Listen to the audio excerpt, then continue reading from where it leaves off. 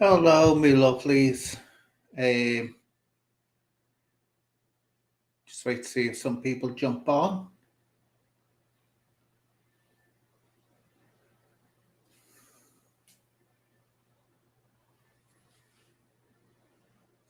Hello, Sarah, if you're still there.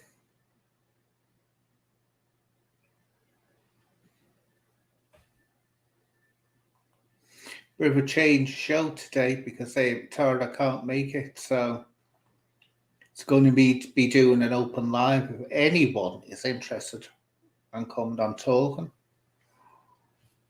about anything within reason, of course. Because don't want to be talking about things that get me in trouble with YouTube, do I? So, are you Sarah? How you doing, sweetheart? Oh, look, there's that heart. There's a little heart on Bob. Oh, I think that's so cute. I do. Bob's little heart. That's a message that my little pooch. He used to have a heart on his stomach, or it was lovely. Hiya, Paula, sweetheart. Hiya, darling. So what I'll do, let a few people coming in, then I'll put the link out. If anyone wants to join in, because I say Tara couldn't make it, so it's had to be changed last minute. Hiya, Maud. Haven't seen you for a while, darling. No, I've missed you in the chat. Let me explain this, right? Sometimes, when you get really, especially when I'm interviewing someone or talking to them, it's so easy to miss comments. It's unbelievable. It's so easy. Hiya, Carol. Where when it's like this, I can take time looking at the chat. So it's a interesting. But yeah, that bit, I hope, I don't know what to start talk. It's going to be really talk about what people want to. And let's say, as long as someone's, says things in a polite manner, no matter what they talk about, that's up to them. If they want to talk about an issue that they know I think strongly on, or have a different opinion from them, as long as they put their opinion across with respect and don't get higher properly self. Oh, another one I haven't seen for a while. Do you know there's a ringing going on in my ears? I don't know why. It's you know when people ask things in a nice way, they get answers. If they ask in a horrible way or an abusive, they don't get answers, do they? At the end of the day, big Bobby, big Bobby, lovely fella. So what I'll do is I'll give a quick run up of my day today. Well, I've been made up because it's not as hot as it was. So I was going to get out and tackle this bleeding jungle that I call a garden. Because as soon as I'm digging the weeds up, are you cookie? Are you cookie? I'll explain something to you in a minute, cookie. Yeah, digging. I was going to dig me triffids up. Oh, I have triffids growing at the moment, and you know what, little sods. The minute you dig a load up, you think, "Oh, great." Then I tell you now, you turn your back and look around, and they're growing again. It's like I can't keep up with it. I can't keep up with it. So, but I didn't go out there and do it, did I? Because I thought, no, I wanted to try a new. You know how you have lemon meringues? Oh, yum, yum, yum. I thought I want to make a new kind of lemon meringue, but instead of doing this with a pastry, I was doing it like a layered cake. So I made a strawberry cream flavored sponge cake, two of them, and put one at the bottom, then put the lemon filling in, then put another one there. Oh God, it's gorgeous! It's gorgeous. It works so well. Sponge, vanilla sponge, you could get actually, and just buy the packet of the lemon mix where you can for making lemon meringue. Just pour it over, cook it, pour it over it, put it in the oven for around about 40 minutes. Oh, when it's cooled down, it's delicious. It's the most delicious thing you can ever imagine. Um, Now, what's happened, Cookie, and to other people, I used to moan. What's happened was, think, Tara couldn't make it, so that's why it's a sudden change. But no big deal. We can talk about whatever people want to read. But here, I'll put the link here. And just been watching Cookie's live stream, which was very interesting. And I advise anyone to go and sign up for Cookie and Paula Benny as well, because Paula Benny comes out with some absolutely amazing stuff as well. So I'm hungry now. You're thirsty. This is what I used to. You're thirsty. You're not hungry. Drink water. That's what I used to get told. You're not hungry. You're thirsty. Because apparently, it's lovely, Maria. Honestly, it's dead simple too. If you can't make sponge cakes, which some people can't, right? What you can do, Hiya, Cookie. Hiya. What you can do, Maria, is just go and get, you can buy the sponges already made without the cream or anything in them. You just want a sponge. Just get it caked in, a big one, a big tall one where the bottom comes out of it, 8-inch wide one. Put the first sponge at the bottom of it. And then what you do is you cook your lemon. You can get these little packets of the lemon mix. Cook that up. Then put some in when it goes cold, because you got to let it go cold before you put it in. Put it in. Then put the other one on top. Put the rest of the cold lemon mix on. Then put it in the oven for 40 minutes. Oh, believe me, delicious. Delicious. You'll love it. You'll love it. But I might do it sometime, actually show how to do it. And of course, you can put them in this freezer as well, which is great. How you, Sarah? Hi, how you doing? Oh, I'm all right, thank you. Oh, I've got a full house today, and here's Sammy as well. Hello, Sammy. This time we've talked about this. Hiya, darling. The reason I'm not on camera is I haven't got any slap on. And, even when I look horrendous with me slap on, I'd rather have me slap on and look horrendous. Somehow, the idea of appearing on camera kills me with no makeup on. It took me years, to live without my makeup on. I know you. Yes, Sarah. Did anyone see Sarah's? Did anyone see Sarah's interview with me? And she couldn't even be bothered putting the glam on for me. I was expecting 4-inch, eyelashes, glitzy costume, pearls. That used to be my life. But she couldn't be bothered. Let me just stress that, people. She couldn't be bothered. No, I get hot flushes, so it makes it really unpleasant sometimes when I wear makeup. I think what it is for me, it comes from when I was, because I was brought up to be in the theatre. And of course, when you're on stage, you're absolutely thick with it. It's the special makeup you wear on stage. And I'm just used to it now. It's pan stick. Well, grease. You call it grease makeup. And grease paint, some people call it. Very special, heavy makeup that doesn't come off when you sweat. But so I'm used to that. I'm used to doing all that now.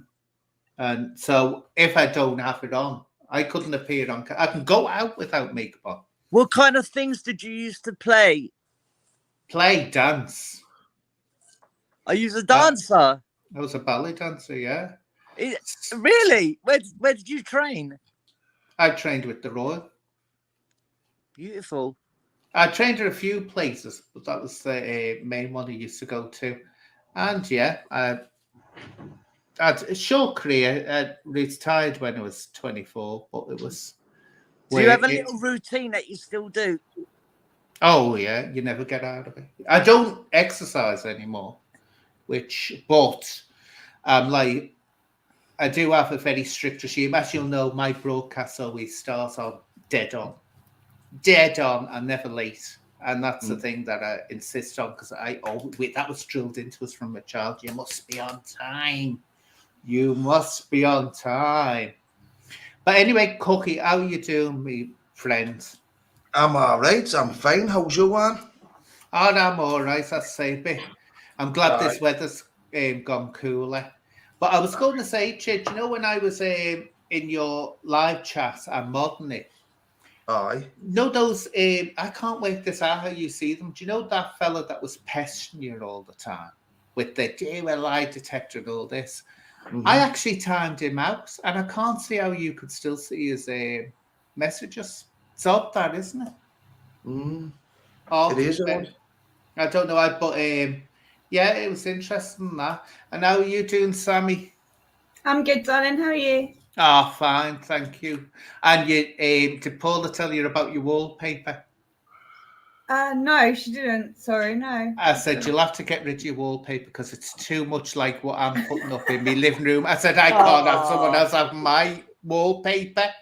It's just I know. Literally, do you know what? I haven't had a chance to decorate or anything. We're going to do it when the summer months go down a bit. It gets a bit cooler, because obviously painting and decorating in this weather is just going to be a nightmare. So, no. But yeah, no, I totally agree. It looks like a zebra puked up. Oh, I love it. I love it because it's neutral, so you can put lots by it. Oh, I love you. I remember someone once, I had picked a beautiful wallpaper right for the hallway, and I thought, oh, it's gorgeous. But before I bought it, I put it on and said, oh, I'm getting this for my hallway. And someone turned around and said, oh, I've got that in my hallway. Put me right off. I put me right off. I thought you shouldn't have told me that. Oh, thank you, Simone. Cake. I'll do a video about cakes. Well, actually, you know what I was thinking of doing? You know how some people can't cook at all and they struggle, they live from a microwave. I was thinking of doing really cheap, and you'll know this, Cookie, you haven't been in prison, where you have to make do with what you've got. You can make some lovely meals without having to cook everything from the beginning yourself. It's just you add to different things. And you can make lovely meals, substantial meals doing that. So I'm thinking of doing some videos where I show people how to just get things that you can get in any supermarkets anywhere, instead of having to cook things from scratch, and then put them together, and what would be a boredom meal becomes an exciting meal. And so I'm thinking of doing that. So that's it. I reckon that would be a good one to do. I do as well, because people do need to budget more in little tricks that I learned in the prison. Help me the day, like I tell you, for next to now.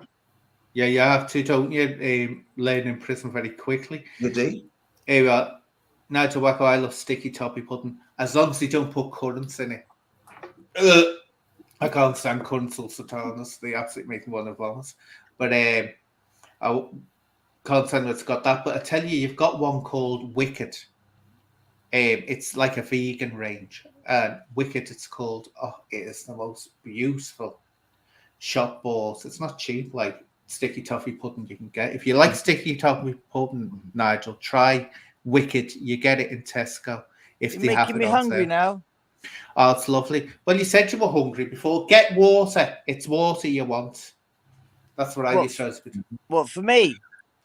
Water. No, most people, this is what I used to get told when I was dancing, because of course they were terrified you're putting on weight. So you used to have to, if you had got the hunger pangs, they'd say, drink water. You're not hungry, you're thirsty. You're mistaken thirst for hunger. And apparently that's true. A lot of people, when they think they're hungry, are actually thirsty. Weird enough. So it does work. Just also share that piece of information. So what's been happening in your day, Sammy? How's your film going along, your film project? Oh, yeah, no, that's all going well. I actually just popped on here because I saw Paula was in the chat. And I've been getting some grief again from Mumblecrier. So, yeah, I literally just put out a video today that was nothing to do with them or anything to do with that. But it seems every time I put a video out regarding my life or my situation, this guy keeps coming on and he's got something to say, and then he sort of gets other people involved. So I was just wondering whether you were still having crap. Is he still flying around? Was there people? But No, apart I've from not. true crimes, I don't know anybody else. So it's obviously a different circle of people. No, he hasn't been giving me any grief. What it is, it's you just call. I mean, as people know, it's no secret. Me and Mumble have had run-ins in the past. We have on Steve Reit's an infamous one.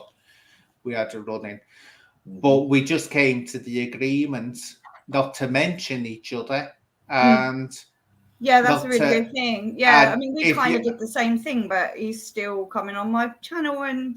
well, you just say it in private. You don't say it, in public. That's where I agreed with him, and he's kept up to that side of it, and I haven't. I think that's the best way to keep it, because I think sometimes you've got to keep everything quiet and low, and not because I seen your other one the other day about Paula. Though she was getting grief, Yeah, and you were saying about you were just zoning out of it now. When it happens to you, and I think that's the way you have to go, because it gets to the point where you said something very important, Sammy Lee. You said you get to the point, it's not that you have to put up with it. You've got no choice. You just have to put up with it and ignore it. It's like a pimple that's grown on your face that's not going to go away just because you want it to go away. Yeah. That's it. So that's yeah, but he's been all right with me. Since we had that agreement, he's been fine. And if we've got it, we say it in private.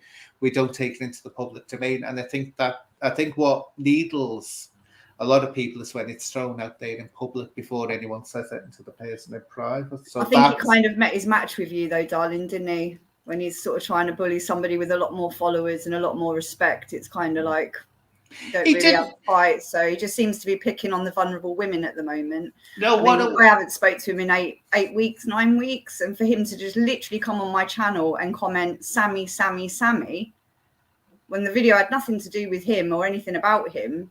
Like, why is he still on my channel? So I just thought I'd check in with you guys, because obviously I haven't had a chance to meet you properly yet. So hi. Yeah, I just wanted to say hi. Yeah, no, he hasn't. As I say, he hasn't been. He didn't bully me. It wasn't that I was being bullied by him. I was never bullied by him. What it was, we had disagreements. I'd say something. And don't forget, I could be very, very pointed towards him. I mean, I've still got one up there that I haven't taken down, where I was calling them the scumble. So, I was it wasn't like I was this shrinking little flower that was getting attacked or anything like that. He'd have to go at me. I'd get wound up because I thought he was saying things that weren't, factual. It would get on my nerves. He does that to everybody, yeah. But it's just, let sleeping dogs lie. That's the best thing to do. But I must say, he didn't bully me. We just had an online relationship which was pointed. That's all it was. But I can't say he kicked it off. He didn't. It was more or less. I think I was the first one that had to go at him. It's like that's what happened with me and Ronan. No matter, I don't like what Ronan said about me in the past and done to me in the past, but I have to admit I put the dig in at Ronan first because I was going through the Real Housewives of YouTube phase where it was being bitchy and thought it was being funny, and you suddenly realise just because I think it's funny doesn't mean the other person's going to think it's funny, and you learn that as you're going along. That's how it happens. So Sarah, what have you been up to at next time? Have you been campaigning for your can you see me? Because I can't see me on the thing there. No, can't see you. Can you? No, it's just that I can see you, Avi. Yeah. I can't see nothing else at the moment. Anyway, I leave that at the moment. No, I've been swimming in the Thames with my little dog. Oh, again.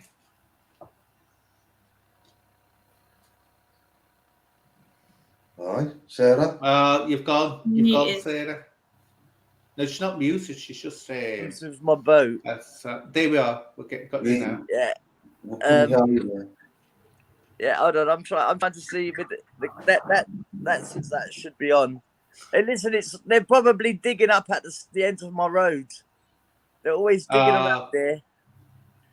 Oh, that annoys me. That happens around the top of the road by me every couple of years. Yeah. Can I ask you all a question?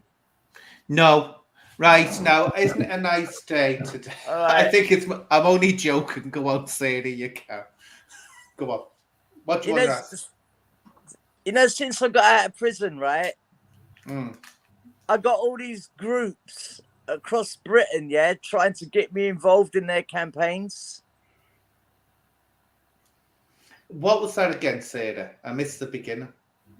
Well, not just me, right? There's been a few of there's 2 other lifers, actually 1, 2, 3. There's 3 other lifers that I know, not including myself. And as soon as we got out of prison, all these groups tried to like get us to like head their campaigns, like Socialist Worker, Revolutionary Communists, Prisoner Solidarity Network, all these different groups trying to get you to like to spearhead their different campaigns.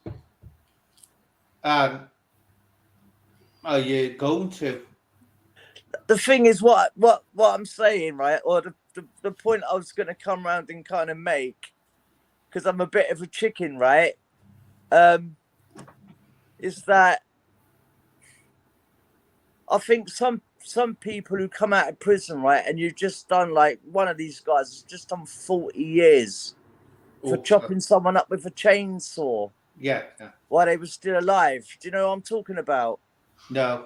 Well, they got paroled. As soon as they got paroled, they were being asked. This person was vulnerable. They just got out of jail. They had no money.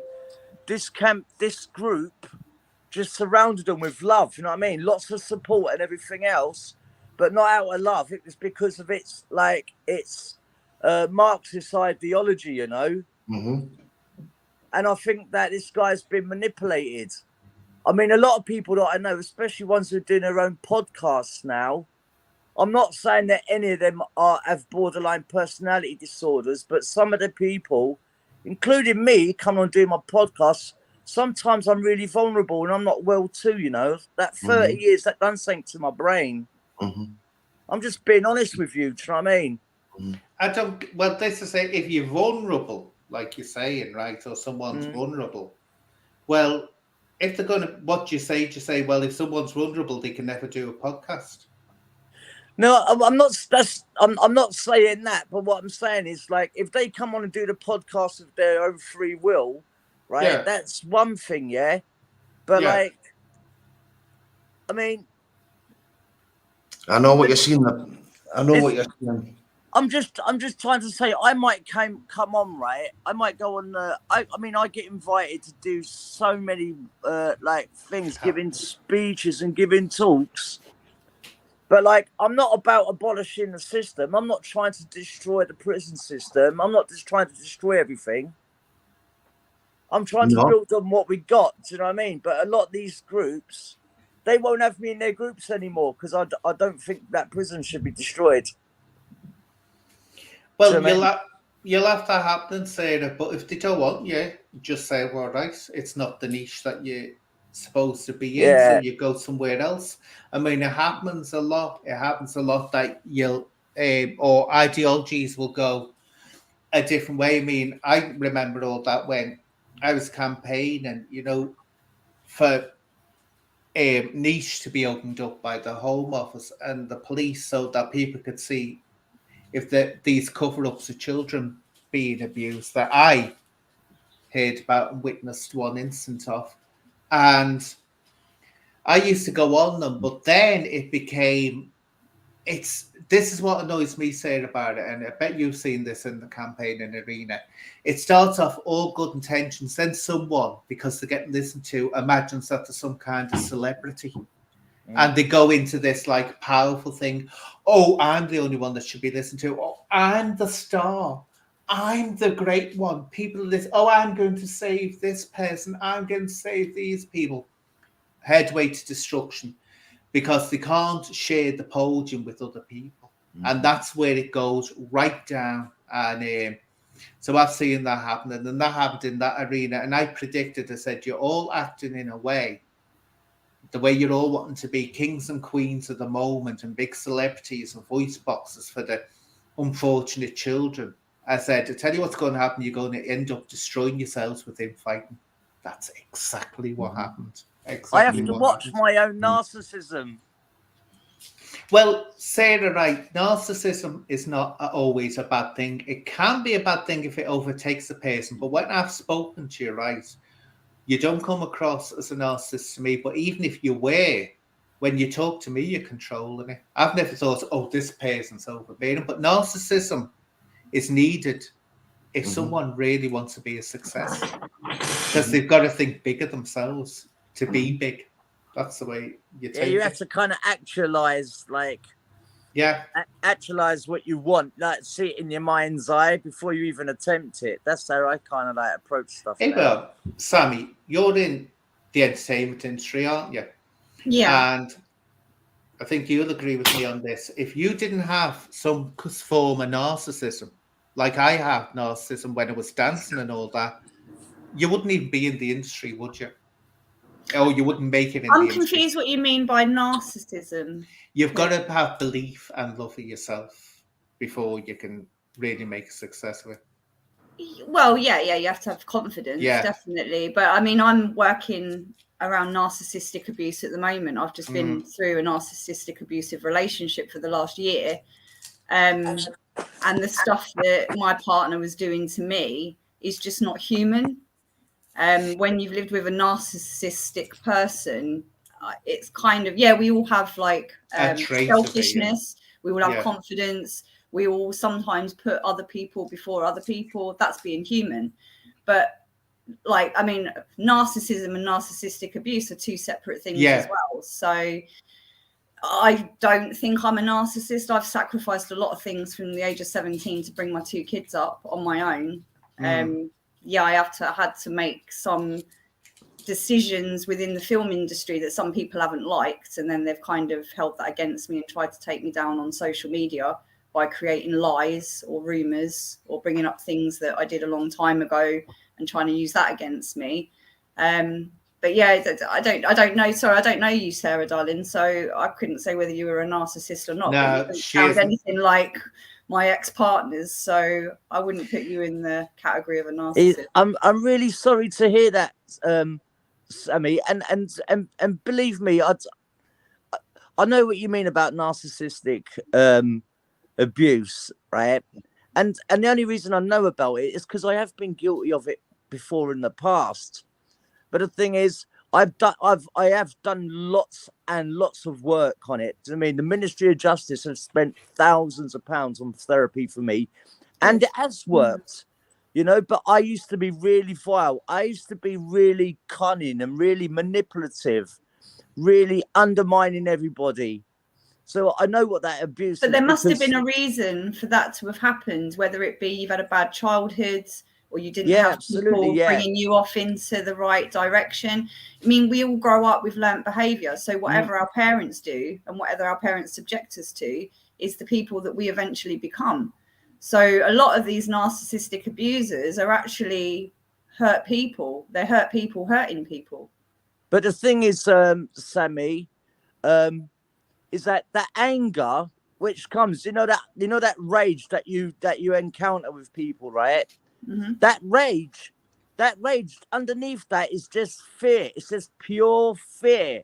Yeah, that's it. The root of anger is fear in all circumstances. There's no circumstance where it's not the root cause, but that's normally the fear of abandonment.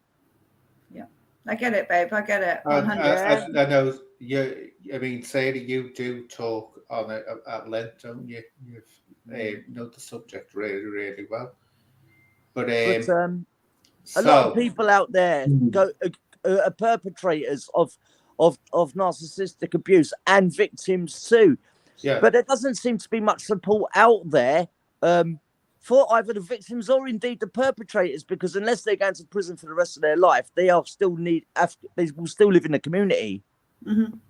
Oh, there's no look. I've said from day one when I worked with the police, right?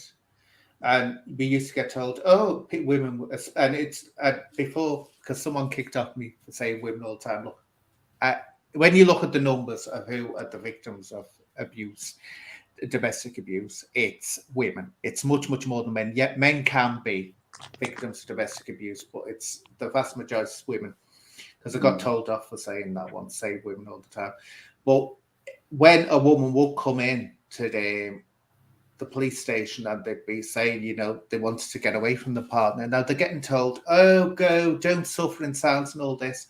My heart used to go right into my boots because I think this is where the reality check starts. There is help out there, but my God, it can be difficult. Depending where you live in, it's like a postcode lottery.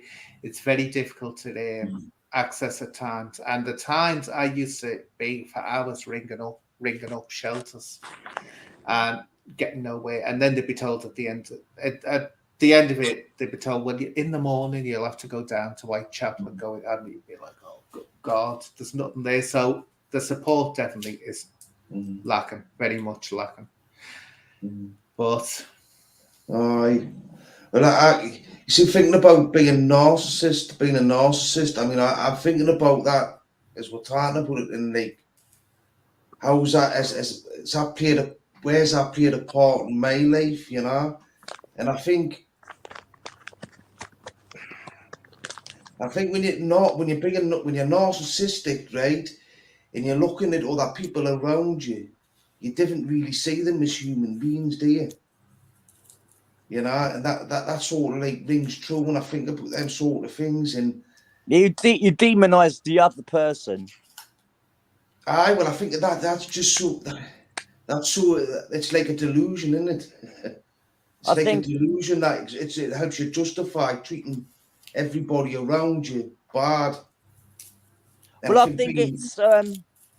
I think that in psychology. I mean, when I was in prison, I studied developmental psychology, but like you see that, like, you're right. It's a lot of stuff that we do, like narcissists. It's from learned behavior, but a lot of it's like attachment issues, where they've maybe been abandoned by one or both parents, you know, as a child.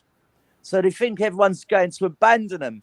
But like when they don't, they try to make it happen. Yeah, but Sarah, let's remember, right? Well, there's a difference between narcissistic and being controlling, isn't it? Yeah. I was going to say, Cookie. Oh, yeah. It's too easy to say that's what a narcissist is. A narcissist is like everyone else. They're people who have different reasons. I'm pretty sure you'll get a narcissist coming from a lovely background with an idyllic home life and idyllic childhood. They will have come. You'll find people like that. It's not one little thing. So about over nurture or under nurture, isn't it? Yeah. But nature, this is what I've said all the time. I was unbelievably selfish. Wait a minute, Sarah. Sorry. Just let me finish this one. When you talk about nature and nurture, and there's this big thing, what's nature and what's nature? My God, nature is a hell of a lot to do with it. And you suddenly realise that, and I realise that more than ever coming onto YouTube, because I'd be like taking things for granted, that's the way people acted. That's the way people did things as a basic standard. And suddenly you think, wait a minute, people don't think that that's a value, or people don't think that that's the way you should act and all this. And it's like suddenly you realise, wait a minute, the only reason I've got that is because it's brought up like that. That was instilled to me, like this thing with the cursing. I can't stand people cursing. I won't stand for it. That's because that was drilled into me. Well, not drilled into me. It was just not an option that anyone ever did that, you know, around in the house or around me. And so, nature has got a hell of a lot to do with how we develop as humans. Learned behaviours. I mean, you ever tried to unlearn a learned behaviour? Exactly. I know. It's really hard. It's, especially negative ones. My problem is that I think I've had so much crap from parasites growing up. Like, my stepfather wasn't very nice. My real dad was an alcoholic. Mum didn't really give a shit. So by the time I got to sort of 18, 19, I started to develop anger issues. So now when I get somebody like John Humble, let's say, or just some nasty little twat that wants to basically just approach me online when I don't even know them, I've had to learn to not let those exact anxiety levels go from 0 to 10, because you end up putting a video out, and then, like Sarah was saying earlier, you know, you kind of end up regretting it. because the people that know you, and they know that you're not really that crazy. But when you put a 3-minute video out, you look kind of crazy. So yeah, it's kind of, you fall into the trap of the well, I don't want to call them all narcissists. Not all trolls are narcissists. You know, it's a completely different thing. But you know, for instance, Karma Corner. Has anyone ever heard of the name Karma Corner? Yeah, I've had crap from him today. Literally, I've never spoken to the guy or woman in my but life. the thing is, Sarah, can I just say one thing? I don't want this turned into like, if you're going to come on the show to talk about something, not to start having digs, because it sounds like you come on to just have digs at different people. No, I'm just saying to people that randomly come onto your YouTube that you've never met, you've never spoken to, and they literally leave a nasty message about something that's going on in your life that's quite important. Now, a lot of people on my YouTube that follow me are actually from my world, my reality, like filmmakers, film friends, family. So these are people that actually know me. So when I put a video out regarding what's going on in my life, that's to people that know me. If it goes to someone like you that's never met me and you're interested in following, then that's absolutely fine.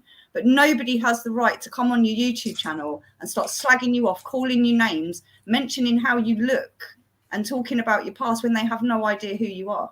Well, that happens, but as I always say, Sammy, right?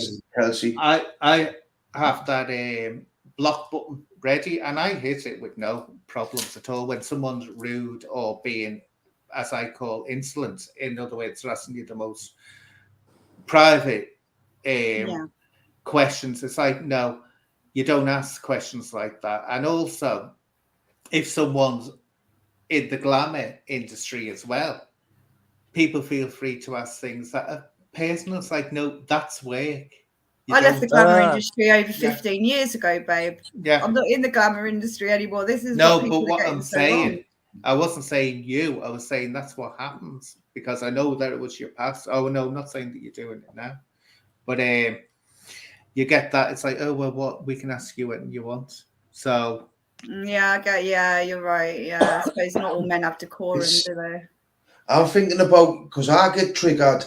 I remember being triggered like that, you know, where I want to lash out, you know, especially verbally and stuff and that. I mean, I didn't get it as much as I used to, because I still get triggered, but they're not angry feelings that come up in us. That they're like feelings of impending doom. They're like horrible feelings, like something bad's gonna happen. I think what is, Cookie, you're just at the stage, or I get the impression you're at the stage where you're that like worn down by it, that you don't.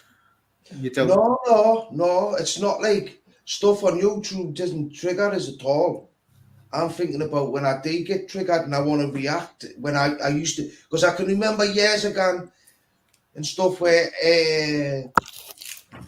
I could react the way I wanted without any real consequences happening. So that become a learned behaviour for me. So I had to unlearn that, and how I done that. Hiya, Cookie. Different feelings now. And how did you do that? How did you unlearn it? Because I think understanding for me, it was more to do with the consequences in my behaviour, and how me reacting in a negative way feeds a part of that behaviour in a negative way that keeps it alive in me by how I react. So if I keep reacting in a negative way to things, I'm gonna become negative. That's gonna encourage me behaviours to play out and act out that I've learned. But if I react in a positive way, even though I feel like I don't want to, right, that encourages to deal with things better. But being aware that when I have acted out in a negative way and it's led to really bad consequences, and being in touch with that emotionally, that brings loads of more feelings into it, you know, where it takes away the anger, where I'm thinking, oh, I better watch what I'm doing, because I can see where this is going. Cookie. Yeah. Especially with my temperament at times and stuff and that, you know, even though I've got a good temperament like all the time, it's me past temperament. You know, the way I've acted in my past makes us feel insecure about how moving forward at times when I'm dealing with situations. I just go quiet. I go very quiet. That's what I do. That's what happens to me when I get triggered. Just thought I'd share that. No, what I do, Cookie. No, thanks. Yeah, it helps. This is what I do, Cookie. I do what you just said there. When someone knows someone's asking questions or they keep on asking me something, and I think I'm not interested. I'm just not interested, or I think, they're fishing for something, and I'm not one bit interested in going into a question and answer session or third degree. I'll just turn around and go, and eventually they very quickly give up asking. And the fact that they feel uncomfortable by me sitting there ignoring them doesn't bother me when the slices, because you're making me feel uncomfortable. But yeah, you say to someone to want to talk about that. That's what I said before. Remember when it's on your life and I said you talk about what you want to talk about, Cookie. Don't have people dictating what you're going to talk about. You're the master of your own what you want to discuss, and that's it. Cookie, can I ask you about therapy in Grendon? All right. Did you do art therapy? I did the art therapy. I've done about half a dozen sessions. Did you do that session where you've got to draw 3 pictures? One of them's your past, one's your present, and one is your future. Oh, they never done no like that with me. They just sat us doing and told us and says, just draw whatever's in your head. And I sat there for hours just looking at a bit of paper. That's why I only done about 6 sessions, because I couldn't do it. Can you remember any of the pictures that you drew? I suppose I can't. Well, I can remember drawing. Well, I had seen me pal draw this. It was me. I drew myself. I was in prison, but I was in prison in my head as well. So I was like in bars. You seen a picture of me in bars, and then I drew another picture, a bigger picture, was in bars again. So yeah. That was. You mentioned the sword of Damocles. What's that? This feeling of like impending doom. Aye. Yeah, the sword of Damocles. You never know when it's gonna land, but you feel that it will. Mm-hmm. I drew that in my art therapy group. Mm-hmm. The sword of Damocles. I was standing on the middle of a seesaw. I had this feeling of impending doom. I said, what does it mean? They said, when you was a child, you never knew when you was going to get attacked, where it was going to happen, what time it was going to happen. Mm-hmm. Your life was unpredictable. There was no security. There was no safety. Mm-hmm. I took that with me. My dad just recently died. He was my primary carer and abuser. But he just recently died, and a lot of that anger that I carried all through my life, all that resentment, all them years in care, 30 years in prison and the rest of that shite, it just fell away. Because I don't know who to direct my anger at anymore. All my victims represented my dad. But you understand that because you've done Grendon. Do you know what I mean? Every time I attacked anyone, it was my dad standing in front of me. But say that. I've heard you say this about someone else that made the 2 people you were talking about. That it was. No, sorry, right. Own what you do. This. Oh well, it's not me. It's because I'm reminded of someone. I don't buy it. No. It might happen in some places, but what you're doing, you're putting. It's how we justify his behaviour. It's how she justified our behaviour. No. I don't buy it. I'm sorry to say that, but I don't buy it because it's a delusion. It's how we justify our behaviour. You do some bad things. You do something bad to someone. It's not how we like say that's how we. Oh, that's why we've done it. No, that's what give with the tool to do it. That do you know what I mean? I get what you mean, but what I'm saying Like, is, Sarah, you used this last time to say someone else doing it. What it is like, oh, well, I'm doing this because of someone else. I think if you go because of someone else, it's like exactly we were just talking about. What's that noise? I don't know. It's like if someone turns on. I'll find out what it is. Let's see.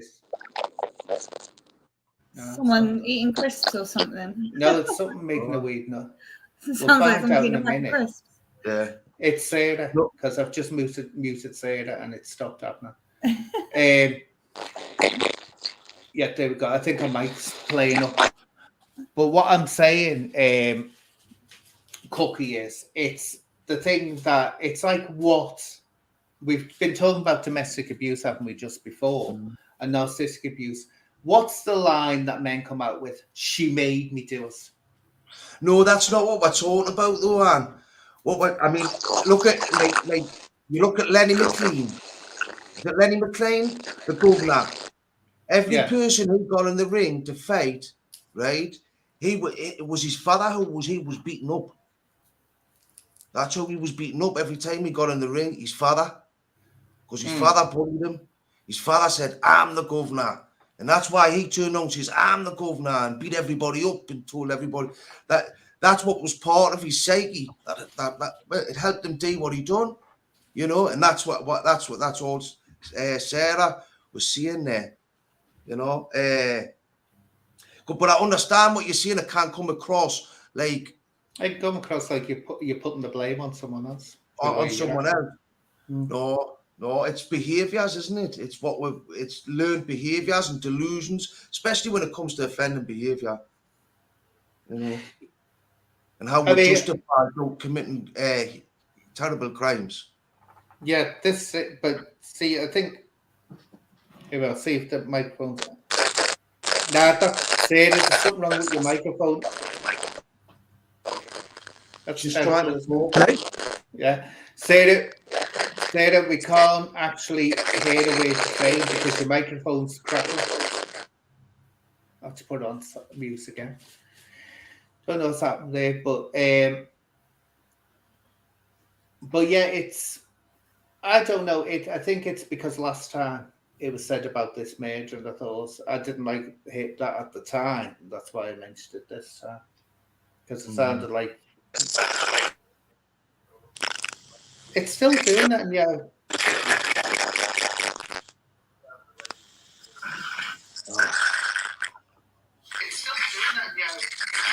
Sarah, you've got YouTube on. Turn it off. I can hear myself echoing.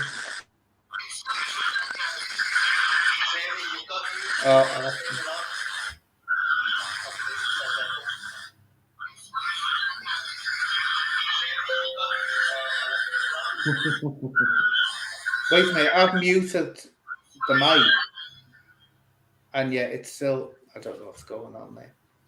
But I muted the mic, but it was still making that screeching noise for some reason. Anyway, right, let's put the thing in here. The link in here if anyone wants to talk. Come on and talk. I don't know what happened there.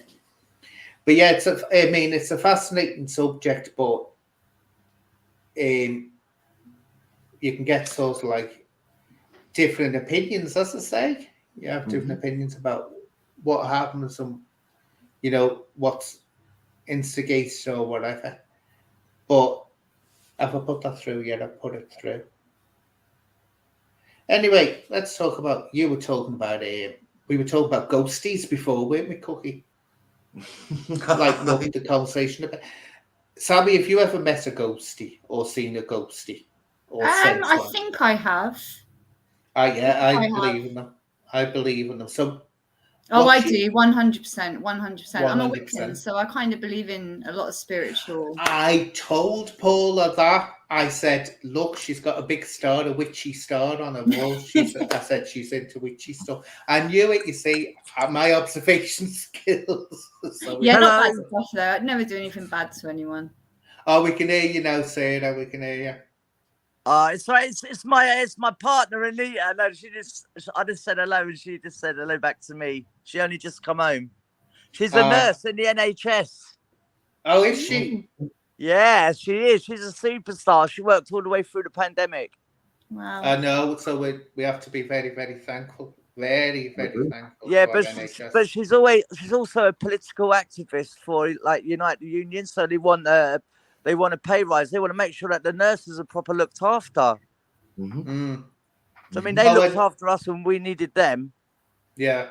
It's pretty sickening world, isn't it? When you've got like footballers and soap stars earning more money than people that are actually saving lives. Well, it wasn't long ago they were offered a 1% pay rise, and what an insult! It is. I mean, it disgusts me. I mean, if you're a nurse, you should be able to buy your own car, buy your house, and take your family on holiday. Yeah. Absolutely. You know. Well, it's like the amount of money that NHS spends is ridiculous on stuff that should be spent on nurses and doctors. Mm-hmm. Well, you see, the thing is, it's like carers as well, Cookie. Carers, which I think one of the most important roles you can have in life is care. I'm a carer, by the way. Oh, I didn't know that, Sarah. Yeah, well, that is the most undervalued. When you look at the public value carers, but as the people who employ or take on carers, the agencies, it's absolutely horrific. Where you need, I say, that's where everything's skew with and goes wrong, because you need carers. Because if you didn't say that you didn't have you, Sarah, people like you being carers. Mm-hmm. How much money would that cost the government to provide that service? And or what are we going to do? Put people in, because people will be able to go into hospitals when they could be living in the community and being taken care of in the community. So it is disgusting the way carers are treated. I couldn't do that job. I know a few carers. And we were giving them 25 minutes to basically wash, dress, and get one of the residents ready to go downstairs and have dinner, and we were given 25 minutes to do that.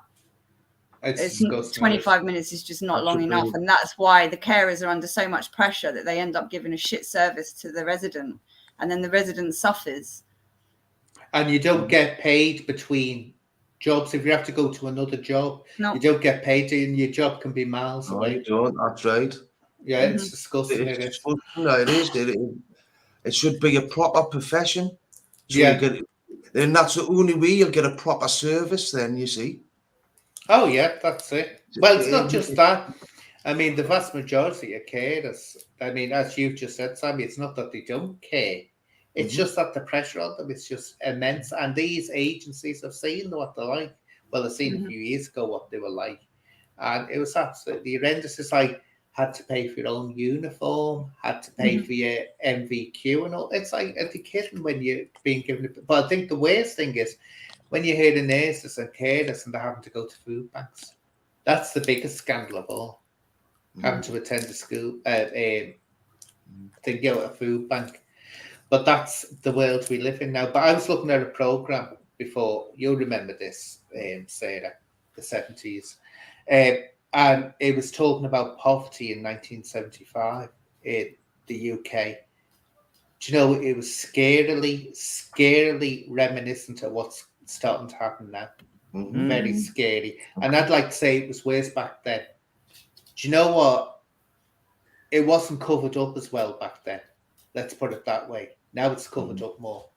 And that's the scary thing about it. So I think it is just as bad as the way. It's just covered I think it's going to get worse than that. You know, they're saying we're going to go into a really bad depression. So the next 5 years, I wonder what we're going to be talking about, how our lives are going to be changed. You know, because gas prices and everything, everything's inflated. You know, I think the whole planet's fucked. Sorry, Anne, excuse my language. Okay. But I think the whole planet is. I mean, if we'd have taken any sort of sense in global warming about 10, 20 years ago, we might have had a chance. But we're way past that now. Even the Maldives is disappearing. Well, they've turned around and said, haven't they, it's not that they're stopping global warming. They're just trying to was it cushion it or whatever, but we know we're in the middle of, because I was watching a thing the other day, they said they said people don't realize we're actually in an extinction now. Mhm. It's not that we're going towards one, we're in it. It started. So it's absolutely, but again, if humans can't treasure the planet to live on until it's too late. And greed is great and all that. can I tell you a scientific fact about the planet? Go on. There's enough sand on Earth to turn it into a glass dome to cover the whole planet. And how would you do that? You got to turn the sand into glass panels. We get Elon Musk to sort it out. Yeah, Elon Musk could do it. Aye. I love conspiracy theories. I do. Yeah. Hey, I don't know if that's true. I just made it up, but I've been on my medication today. I thought it was I haven't heard that one before. No, I reckon we just I'm just running to the loo, guys. I am listening. Okay, I'll Sam. be back. Right. Running to the loo. No, I reckon what we should do, we should all just go and live on the moon. We should have a lottery to see who gets it. Because these aliens will make room. They must have room in there, these aliens. But the moon's rubbish. The nightclubs have got no atmosphere. Oh, you should be on the stage. Yeah. Oh, God, that was good. But but this is it. I mean, and as I say, Sammy's right. A long time ago, we knew this was happening, but it's just this is what made it reality hit home with me. When I was born, there were 3 billion people on the planet. Mm-hmm. Just over half a century later, there's nearly 9 billion people on the planet. Now that's going to turn into 18 billion, and it's not going to take 50 years. It's going to be much, much quicker than that. And I think we have to realize one thing. The planet But can't that's not what the sustain us. statistics are bearing out, and they're saying that population is decreasing because people ain't having enough children. But that's what needs to happen. No, but they say it's especially in Japan, they got such a large aged population, but they don't have enough young people to look after the old people. Mm-hmm. But when you look at the world, though, it looks like, I mean, it would have to severely, depopulate, wouldn't it? Because again, we're a little planet. It's not going to stretch to our needs. That's it. So, but we're going to live forever. Oh, I hope not. Jesus, I want to go Oh, home. that'd be horrible, wouldn't it? Imagine that. I did say though, could you imagine if you switched on the telly tomorrow morning and science actually proved that there was life after death? That heaven did exist. Yeah. No fucker would want to stay here. Everybody would want to stay. But you see, you know what? This is what I always say, right? Be buggered, I tell you. Hey, well, this is what I always say, Sammy, right? Hey, Sammy. Hey, well, wait a minute. I was talking first, Sarah. Give me a chance now. Look, beauty before age, if you don't mind. So anyway, I wish. But anyway, no, this is what also gets me. When people think heaven's going to be a wonderful place. You've heard me calling about this Disneyland Christianity, Disneyland belief systems, where we all pop over at the other side. If you actually look at ancient man and the vast majority of the time of religion beliefs on earth, and you think maybe the ones that first twigged that there was something would have the original idea, it's only in recent times, very, very recent times, man has had that idea. Before then, it's always been a journey.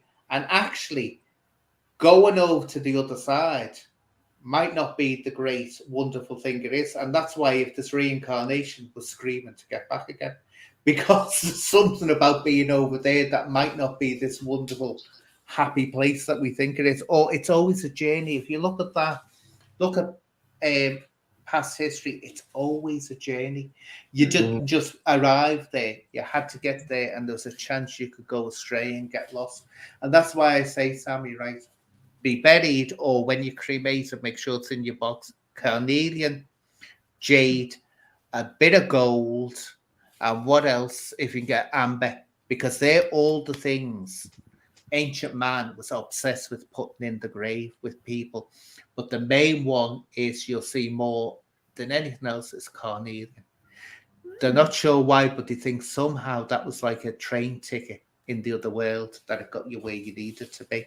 So after those 4 things, and you're hedging your bets that if ancient man was right, at least you can say to the people on the other side, here we are, take this now. Take me where I want to be. I want to be somewhere nice. So you buy your way over there. Isn't it terrible? Nothing's free in this life, and nothing's free in the next life. Yeah. But I like the idea of reincarnation, the Buddha thing, and that. Like, I do like that. I believe in that. I do. I think if you're really bad on this like Earth, then you'll probably come back as something even lower than what you were.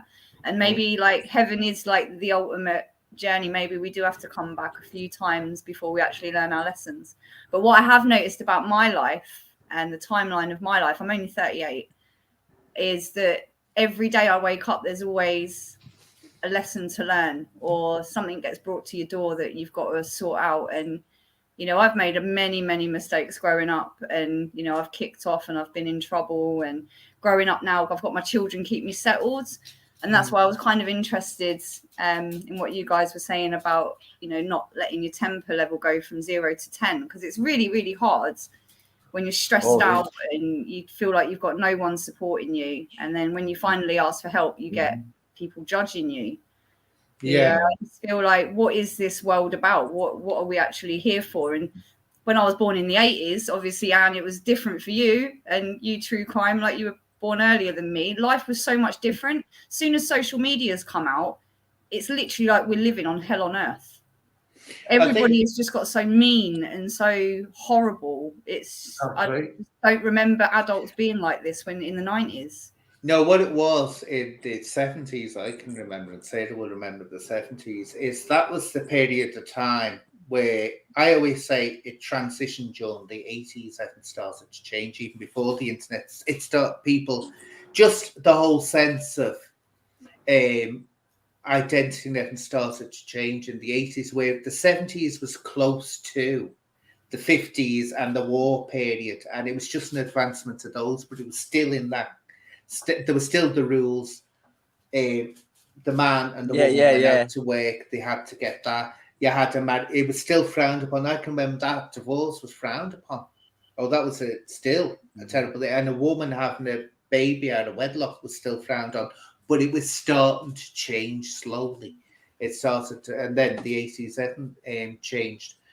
But back then, people could be really nasty. But what it was, you weren't so aware of it because you couldn't put on your computer or your television and see it in front of you. And that's what I always said. I got the shock of my life when it started my YouTube channel. When I got all the hate, I thought, is this what it's really like? And women as well. I got the shock because I was brought up by my mama, and the women around me for the majority of the time were very, I wouldn't say strong, but very, you know, they knew their own minds and they acted a certain way, and this was permissible. You never spoke about this, you never spoke about that. So when I suddenly heard women talking like what I thought dockers talked like, drunken dockers talked like, to put it a different way, I'm shocked. I'm like, oh my God, how can a woman talk like that? Now, some people would say that's wrong, it's sexist to say that, but that's the shock I got. You never used to hear that. I suppose you did hear it, but it'd be very rare. But now you hear it all the time. No, you're right, Anne, because when I was a kid growing up, the adults wouldn't talk about their business in front of the kids. Oh, no. So that's true. Not adult business at all. Not like today. Yeah. Where the kids know everything. You know, and I think that's just progressed on. That's been going on since the 90s and the 80s, and then the kids have getting... The next gen of getting, and then the social media. So, I mean, I know some kids have been bullied horrendously on social media and stuff and that. And see, that's another thing, Cookie. You could, when you were young, years ago, before the advent of the internet, if you were getting bullied, you could go home, close the door, and you'd have that respite. Now the bullying comes into the home electronically. I don't know how young people now cope with it, or I even just adults. block people.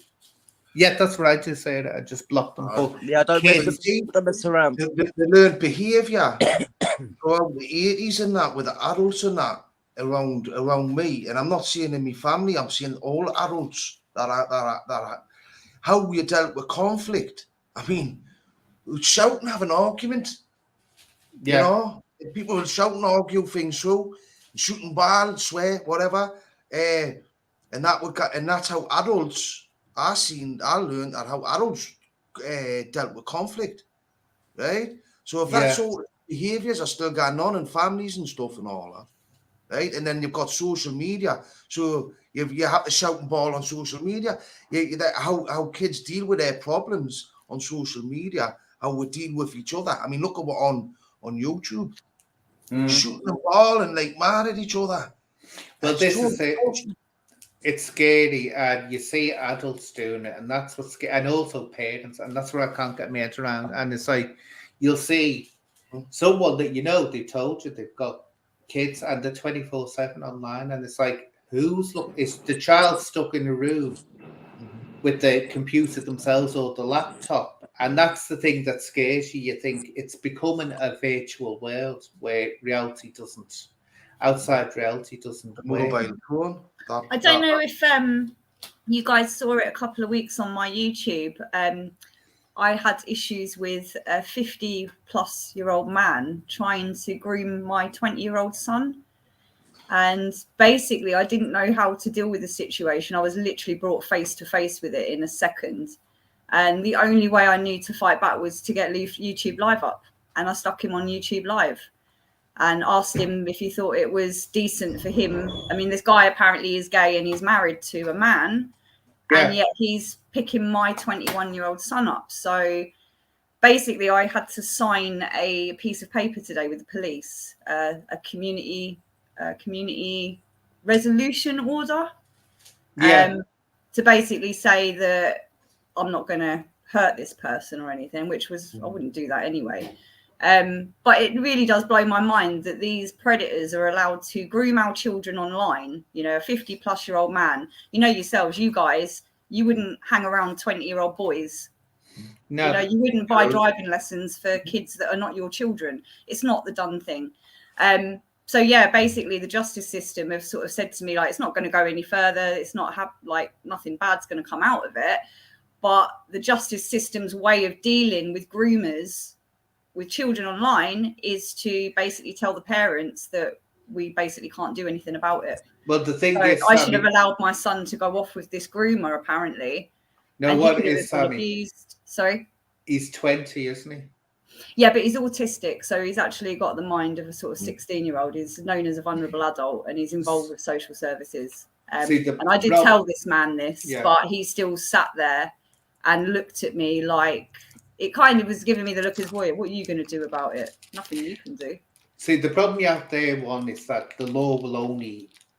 it's not adaptable. It can, in some circumstances, be tweaked, but usually, whatever's the law there now, they'll see someone 20 years old. Also, if they're so it's got to be, is there a law that says that someone who's got autism or limb difficulties can be seen as being groomed?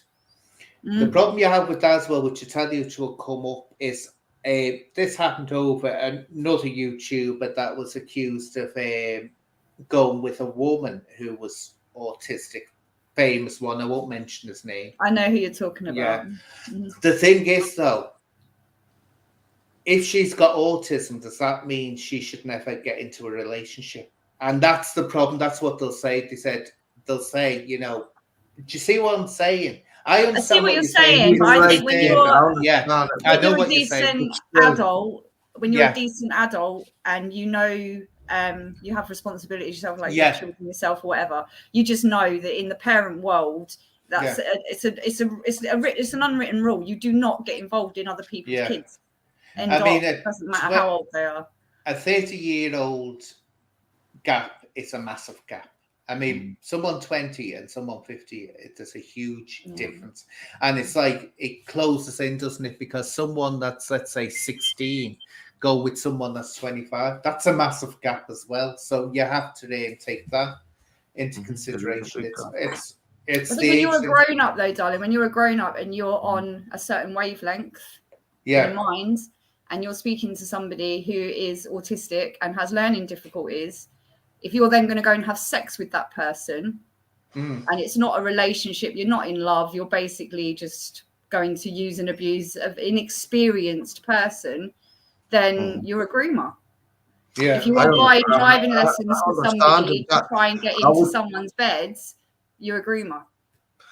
Yes, I understand that how vulnerable people are, young adults who've got mental difficulties, like autism and stuff like that, you know, and it does leave them very, very vulnerable. And I mean, how do you police that? Because like what you see is that the police would say then, or the government who making the rules would say, well, then he cannot have a relationship, or she cannot have a relationship. Yeah. But and then it's starting going down the road where, you know, you'll have demonstrations. You need, people with demonstrations. How do you solve that? I mean, because clearly something wrong with this bloke who's 50-odd year old for me, and he's looking at a kid who's 21 who's got learning difficulties. I mean, there's something wrong there, man. There is. That's a big trigger for me. You know, moral issue for me. You know, it really is a moral issue. But I could have ended up really losing my rocker, and I could have ended up doing something really stupid that day, and it would have ended up me being in prison. Luckily, my daughter was in the house, and she was the only thing I had on my mind, and it kind of steered me away from doing it. The guy's now been told he's not allowed anywhere near my family or my children, and that he's to stay away. But it was me that had to sign the piece of paper to say that I'm the crazy one, when all I'm doing is being a mum and protecting my children from an evil world. It is so hard when you're a parent, and especially when you haven't got mum and dads, you know, when it's just mum or just dads, those predators out there think that they can come in and take advantage of that. But you know, when you say your son's got autism, can he live on his own, or no? God, no. So it's severe. Well, yeah, severe enough, you can't even run a bath without forgetting about it.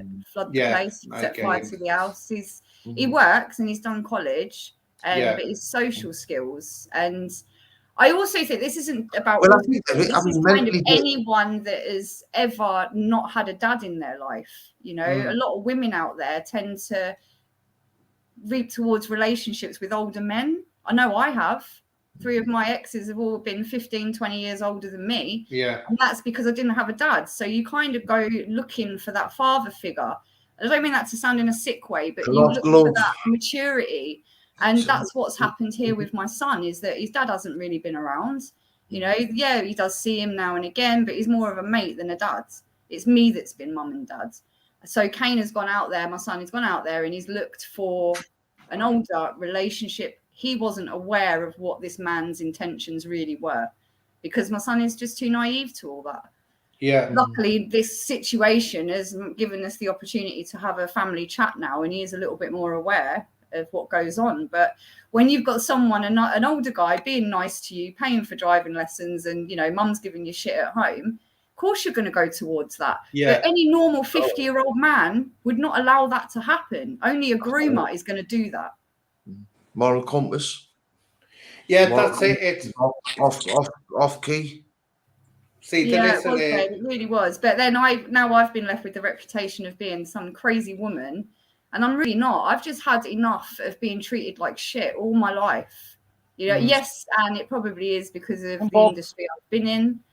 But does that really mean because somebody's used their body to make money, to pay their rent, that they should be abused for doing that? No.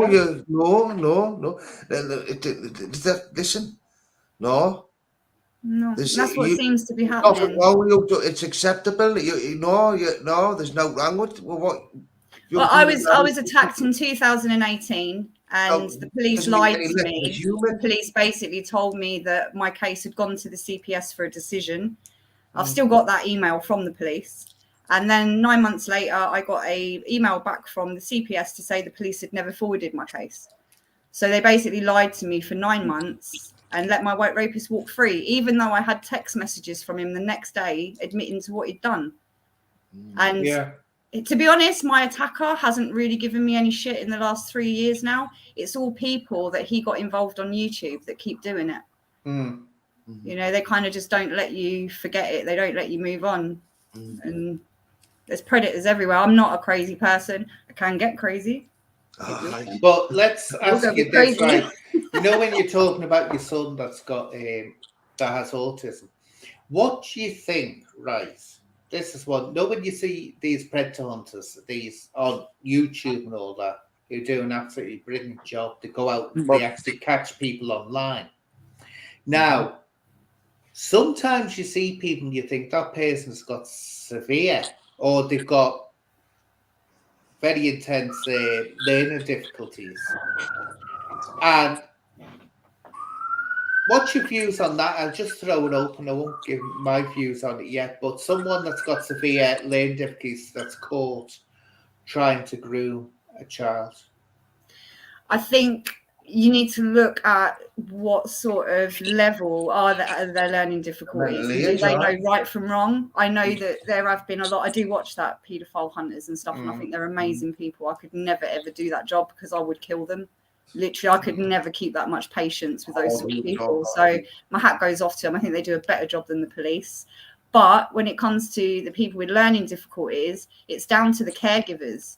And it's down to the parents. Why is this person with learning difficulties being allowed to be unattended online to make contact with these children in the first place? Yeah. And also, how did they get to the point in meeting this child? Yeah. But then you could look at the parents' children as well. If the children are under 18, you know, are the parents keeping an eye on their children? I know it's hard in the social world that we've got, but I always make damn sure I know where my daughter is. Exactly. Always. So what do you think of that, Sarah? How do you deal with a situation like that? Well, it's you see, it's really strange because I was in Shepton Mallet prison. I don't know if you've heard of that jail. No. It was just full of lifers. It was a life in prison. But on my wing, there was loads of people like doing life sentences for offences against children. And they was all doing computer classes. They were all studying computers. Oh God! Do you know what I mean? And I said, like, yeah. I said, this doesn't really make no sense to me. I says, can't you be like, especially if their offence, like concerns, like on anything, any kind of sexual offence online. I mean, Sarah, it's the same with ban on them. It's the same with perpetrators. They go to a course, they beat up a woman, they then go and do a course to stop being a perpetrator, but they actually get taught just how to get away with it better next time. Yeah. You know, these courses don't teach you how to be a better person, they just teach you how to cover it up better. Now, what I want to do, I'm just going to, then I'll ask the question of you, Cookie, but Carol's just asked one interesting, which one answer. I don't agree one bit they should be on video. It should be straight to the police. Some use learning disability, but that's up to the police and social work to assess. They don't understand. Now, the problem, Carol, is right, is exactly what Sammy's just said. Or was it you, Cookie? The police are rubbish at doing it. It's non-existent, so you actually need these predator hunters. And that's why the police actually work with these predator hunters, because the time and money they save the police is amazing. If they got paid police wages for doing that, it would be, you're talking about millions of pounds. So that's why they do it, because they're actually doing a service. They're actually doing a service for them. They're doing the job the police should be doing. Yeah, but the police can't do it. They just can't do it. The police aren't even qualified enough to be working with half the people on the streets. They're not qualified to work with mentally ill patients.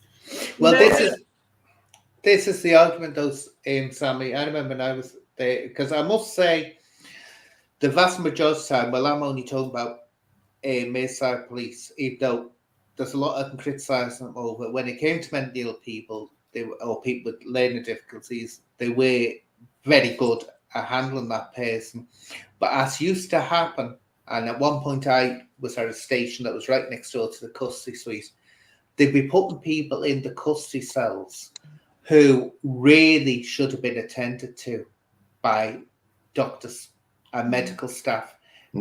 But because it was considered a safe environment where they couldn't be hurt, they'd be left there. Same with social workers. You get a kid who would come into the station. I don't know how many times I complained to social services and said, you'll have to stop doing this. It's you're responsible for that child. They'd let the child walk away from them. And of course they can't restrain, but they know where the child is going to a police station. And they'd leave the child there for hours and hours and hours and hours and hours. And we couldn't, all that we could get them was water. We couldn't get them food in case they had allergies. So they'd be starved and hungry in the station. Right, then some social worker would come along. Not always was it a bad social worker. There's some brilliant social workers, but there's bad ones as well. They come along with the McDonald's meal usually, and they'd then deal with the child. But you'd phone up and I'd say, I'm not happy with this because this is going to go wrong one day. And it did. A man brought in a young boy and he said, he's asking me to take him to his mum. And he said, to me at the side, he said, I don't believe him. He said, he knocked on my door and said he's lost and he needs to see his mum, kind of drive him back home to his mum. He said, I don't believe him. I got on the computer and I saw he was under a care order. He wasn't supposed to be anywhere near his family because he'd made allegations about one of the boyfriends. Anyway, as I said, and phoned up their social workers, he'd walked away from the social worker, and the social worker had just put a note down, gone to this police station, he's okay, right? No, he didn't go to the police station. He went to a stranger's house, knocked on the door, and it said, say that stranger would have been someone that liked to do things to children. I said he would have had standing there to do what he wanted. I said it's just that person realised he was lying and brought him to a station. But that's what can happen. And the police, as I say, that's not their role. See, in America, it's different. You have law enforcers. England, it's a hazy quarter. But on the whole, they are all right, the police with people with mental health issues. It's just that they have to deal with it. I've got to go and make my dinner. Go on then, you go and make your dinner, Sarah. Lovely to speak to you, sweetheart. And feed my dog. Sorry, I didn't dress up. But this is my dog jumped all over my vest when he got out of the Thames today. You know, I'll be using, when you're doing your campaign, when you're doing your running for Parliament, I'll be using this against you. You better get me a position somewhere, or else I'll say, oh, look. When you're out there in all your finery, I'll be saying, this is what Sarah looks like normally. You could be my head of media. I will do. Oh, thanks for Take care, people. Take care, Sarah. Yeah, Sammy and Cookie, thank you for sharing. Oh, good. I like sharing. It's all right. Thank you. Good night, okay. Bye-bye now. Yeah. But anyway, Cookie, that question to you, what do you think should be done when it comes to a predator who obviously has learning difficulties themselves? I think that professionals have got to assess his mental age, and then he needs to be looked after. Then after that, if he's been assessed of a mental age of a child, and it's deemed by the law that he's didn't understand what he's doing, then it's knowing the right from wrong, though, darling, isn't it? It's kind of there's been a lot of well, that's right. Foreign people that come over and that have been caught trying to meet underage girls, and then they use the excuse that, oh, in my country it's legal. I didn't know that in this country. Well, as everybody knows, the consent is 16 in this country. So I think, learning difficulties, you can use that to a degree, but still, if you've got the learning mentality of an 8-year-old, an 8-year-old still knows wrong from right with that certain situation. So that's right. But about relationships and stuff like that, I don't know what goes on in all this and how legal. What's the legal thing about it all? You know, But like I remember seeing a video from these hunters, and some of them looked all right, fine to me that they were just catching them kind of people. But one of them did look like there was someone who was like, he looked Down syndromes to me. But you see, this is nothing. So it's what you say, Sammy. It's whether the person is aware. Now, one thing from right and wrong, because you can have learning difficulties. And that's what sort of mentality I'm talking about, you know. I know, but what I'm saying is, this is what I wanted to explain about legally, the legal issue. Legal issue is whether you've got the mens rea. In other words, you've got the guilty state of mind. Now, it's also coercive control. Is this person using coercive control to gain their victim into a place? How clever have they been? Let's put it this way. If someone turns around and says, which they all seem to do, the vast majority of them, don't tell anyone. That means that they know. They are fully aware what they're doing is considered bad. So once they say that, don't tell anyone, they may have learned difficulties, but they know what they're doing is wrong. Yeah, definitely. And that's what I'd go by. I'd say, I'd be telling this person to keep it quiet. And also, are they doing it in a secretive way? Because if you're doing something honest, you do it in the open. You don't. So that's what I'd say. It's whether they agree with you 100%. Yeah, that's the way I see it. Anyway, I've just had a horrible. No one of these discussing things on. No, that are all like trying to get you to click on things to go to sites that have. They jump on nowadays, don't they? Well, I'll get them in the chat as well. Yeah, just block them, because if anyone clicks on them, parasites. Honestly, it's just, I never had this issue. I've been on YouTube for about 5 years. We did all our filming stuff, and it weren't until the Stu Armstrong person started giving me shit that I got trolled. I didn't even know what a troll was. Honestly, I'd never heard of it. I'd never had issues with nasty people online or anything. A lot of the people I get shit from, I don't even know them. It's really weird. I get that. I get people on Sammy. Like, this is what I can't understand. If I'd done something to them, I could understand it. But I get people absolutely creating content on me, right? I don't know. They are never spoken to them. And you know, when I turn around and challenge them, suddenly I'm the bad one. You're bullying me, you're bullying me. And it's like, you've just come into my domain. And then so why are you crying now? But that's what they do. They don't like the fact that you pull them up about it. But yeah, people I've never met wouldn't want to. I watched your channel for all of 3 minutes, Anne, and I could tell straight away you had a high IQ and you were an intelligent person that had something worth saying.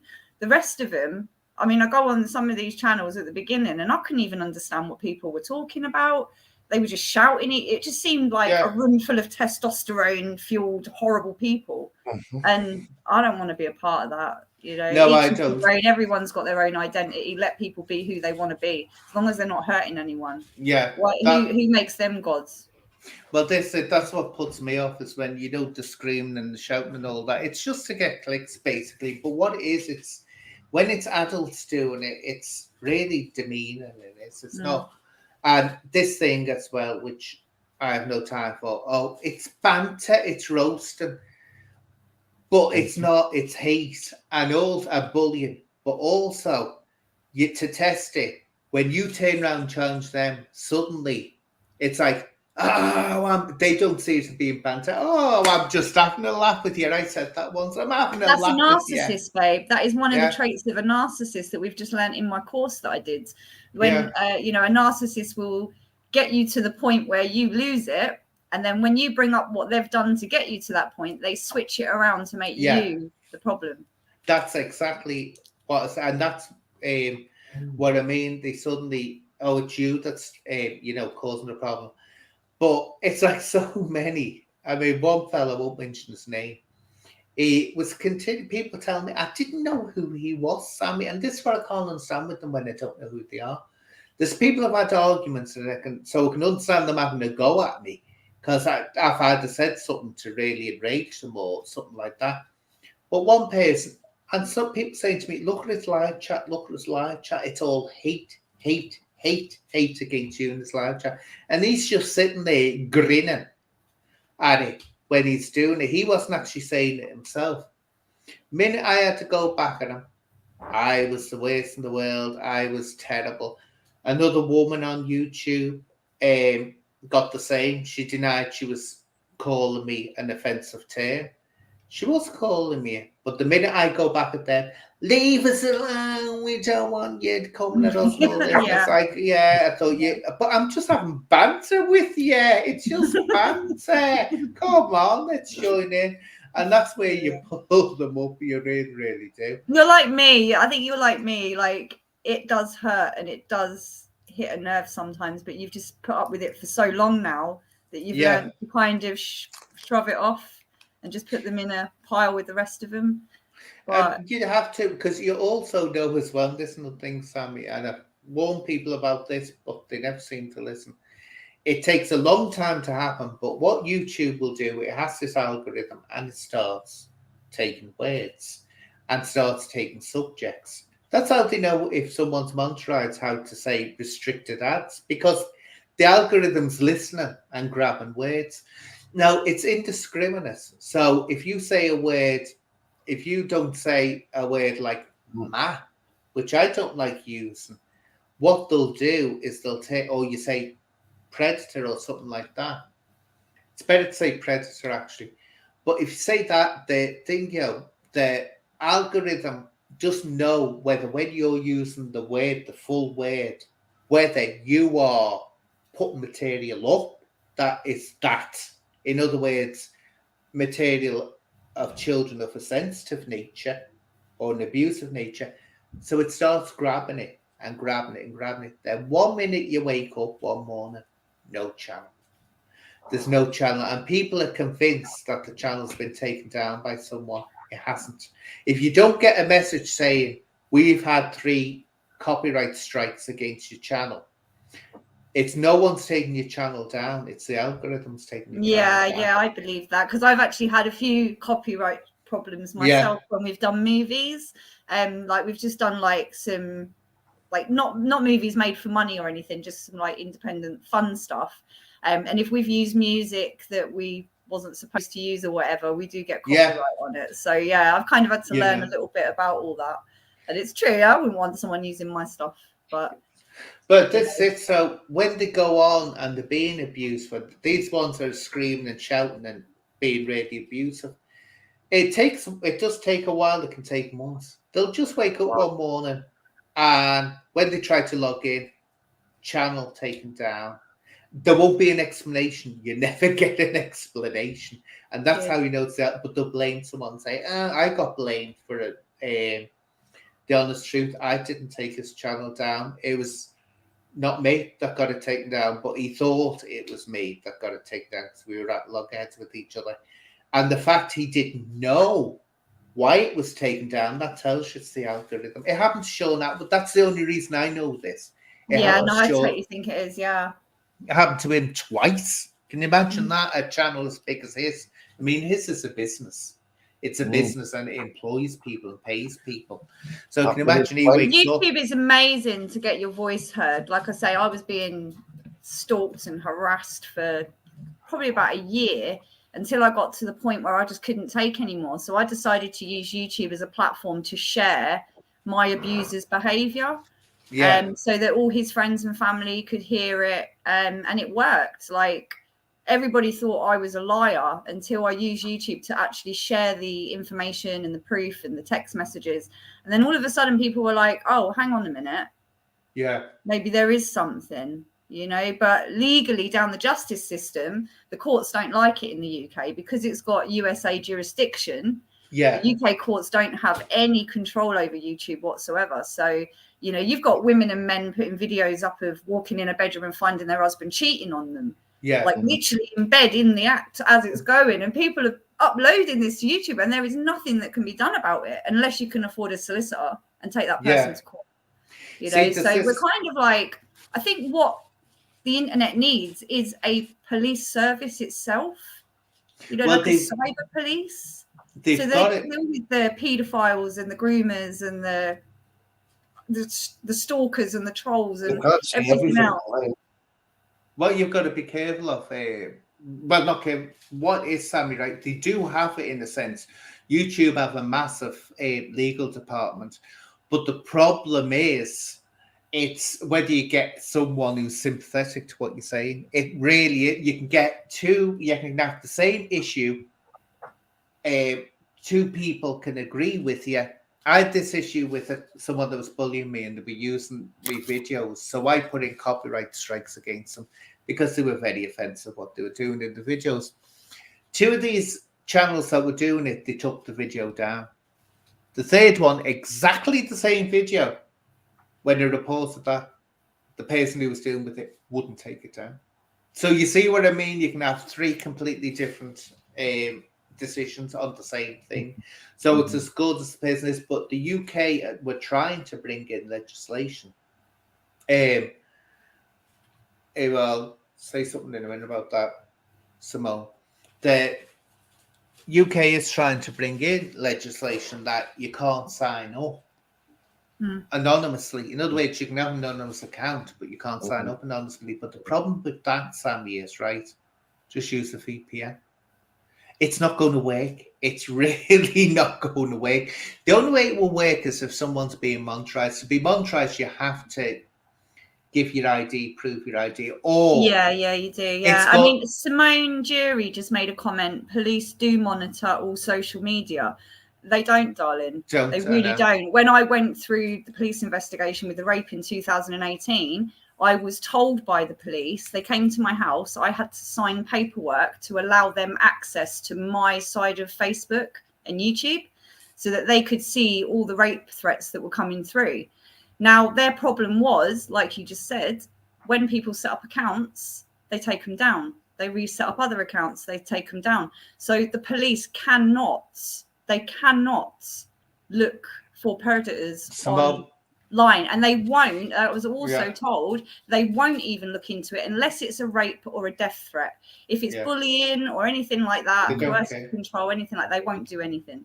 I was told that, but I went through an investigation. Yeah. Well, what I can say, Simone, because I worked for them and I know what the police are like, it's a myth. Simone, I can tell you, they haven't got the time. I was just saying about the police before being pleased, the vast majority of them, with these predator hunters because it takes the pressure off them having to investigate it. I can assure you there's no room in any police station that's continually watching the web. What you might have is if they've got problems or they've got reports that there's something going on in, let's say, the dark web, then they'll go on there. And that's why children, they will, they'll go into there and they'll look and they'll start scanning. But this idea that the police are monitoring, you haven't got enough police officers. You haven't got anywhere near. Do you know what? You asked the average Bobby about the internet.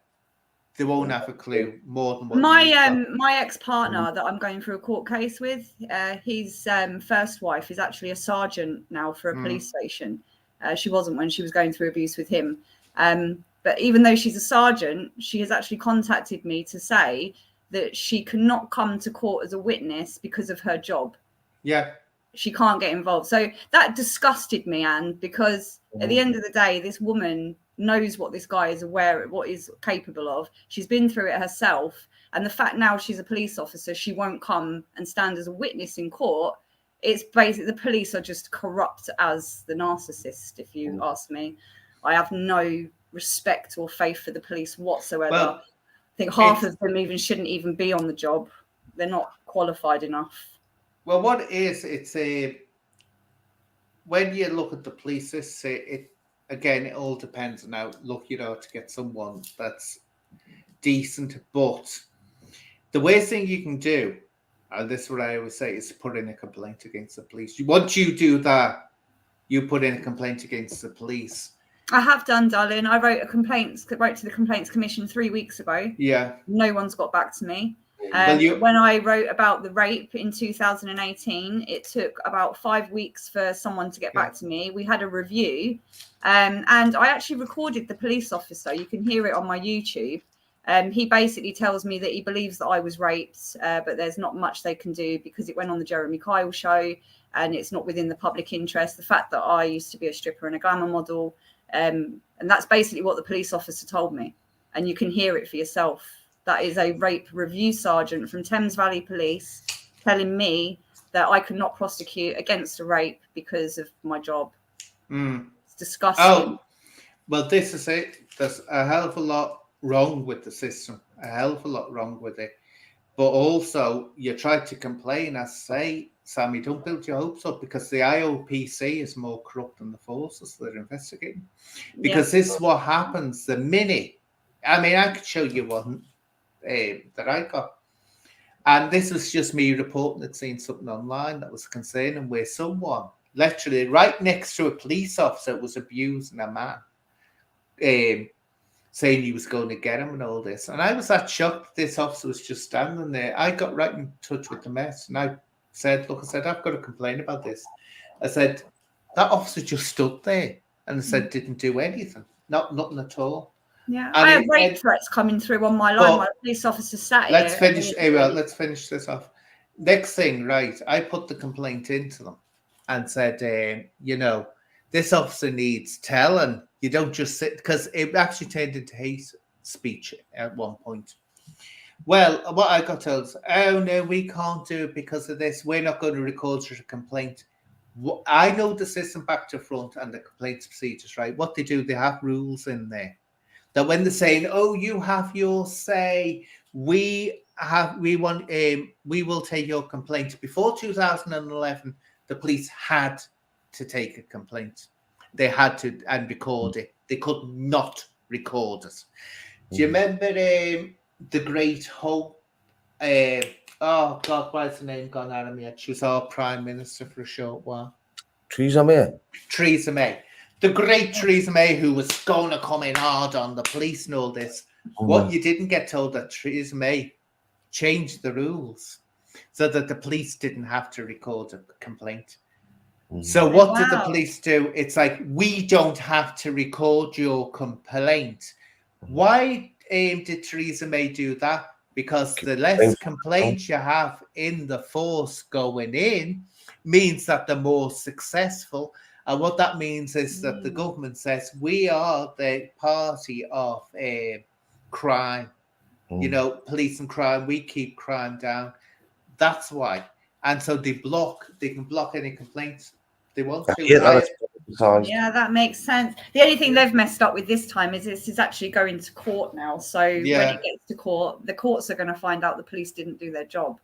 So the police have kind of messed up this time round, which is horrific. Pretty awesome for me. So I'm just going to put a light on, guys, because I can't see it. Anyway, Cookie. I'm going to wind this up in a minute anyway, because this is a long one for me. Thanks for talking to me. I always wanted to meet you. I'll say hi properly. Oh, brilliant. Great. It's been a good discussion. Yes. Yeah. What we're going to do, we'll have to come up with something, Cookie, to do next. And Sammy, we'll have to come up with this little subject to come up with to discuss next time. Yeah. Because, it's coming. I like Halloween's coming up. We could talk about ghosts again. Oh, I'll have to do a ghost hunting thing. I'll tell you my little story before you chip up about ghosts. So I was at a nightclub and I was upstairs in the staff room, and we basically got like a screen with 6 cameras, and it looks around the whole club, so you can see everywhere, apart from obviously the VIP rooms. And this guy it was all closed up. And my boss was downstairs by the curtain and she was talking to somebody in the office. So I couldn't see in the office, but I could just see her talking. And just behind her down the corridor, I saw this guy kind of walking with this kind of motion. And I said to my friend, oh, there's another punter that's coming to the club. My friend said, no, we're closing up now. She's locked the doors. I said, no, I've just literally seen a guy walking down there. So I ran downstairs and said to my friend, have we got another guy in? She said, no. And I'm not telling you, honestly, the hairs at that point just went up on my neck, because that's when I realized that whatever I'd seen on camera, and it was a man, it was like, he had a round black hat, and it was kind of like, you know, Fagin. Yeah. The Fagin kind of look. Yeah, that's kind of like what the character looked like. So, oh, sorry, I think I got some. This happens to me a lot. I just get randoms calling me, and I have no idea who they are. Hey, Kelsey, can you see what Kelsey's saying, Cookie? Aye, bit of ghost hunting. We'll have to. We'll have to. Aye. Do you remember that to. place Yeah. we said? Do you remember that place we said we were going to go to? Get that sussed out if you can. Or there's one in Liverpool, if you can make it up to Liverpool, and it's a mansion, abandoned mansion, not far from where I am, which is spooky. We're actually doing one in October. We're going to an old girls' school, and we're all going to have cameras each, and we're going to film each other, and we're going to stay overnight. So it's going to be sounds great. That sounds cool. You'll have to come down. Yeah, come down to Milton Keynes. It'll be brilliant. Oh, Milton Keynes. Oh, lovely. I haven't been down that way for a long, long time. But anyway, what I'm going to do, I'm going to... Yeah, definitely do good. I'm going to close her up now and say thank you, Sammy. Thank you, Cookie. Pleasure as always. And to everyone in the chat, thank you very much. So good night. And thank you for joining me. And if I missed any comments, forgive me. I was just in group.